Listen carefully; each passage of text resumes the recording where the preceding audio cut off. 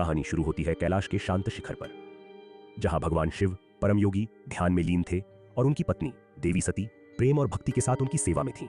यह एक आदर्श प्रेम था, पर इस प्रेम कहानी में एक खलनायक था। यह है स्वयं सती के पिता राजा दक्ष, जो एक शक्तिशाली प्रजापति थे। शिव को एक अघोरी, एक श्मशानवासी मानते थे और उनसे घृणा करते थे। उन्होंने एक विशाल यज्ञ का आयोजन किया और उसमें सभी देवी देवताओं को बुलाया सिवाय शिव और सती के। यह एक जानबूझकर किया गया अपमान था। पिता के मोह में बिना बुलाए ही सती उस यज्ञ में पहुंच गईं। वहां दक्ष ने सभी के सामने शिव के लिए अपमानजनक शब्द कहे। अपने पति का यह अपमान सती सहन नहीं कर सकीं। उनका हृदय टूट गया।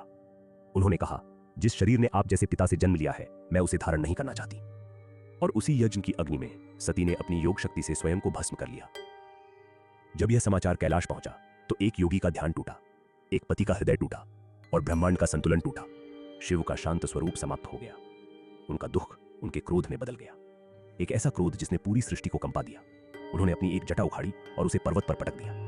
उस जटा के 2 टुकड़े हुए। उस जटा से उत्पन्न हुआ वीरभद्र, हजारों भुजाओं वाला, नरमुंडों की माला पहने और हर हाथ में एक विनाशकारी अस्त्र लिए, शिव के क्रोध का साक्षात रूप। शिव ने उसे केवल एक आदेश दिया, जाओ और दक्ष के यज्ञ का विध्वंस कर दो।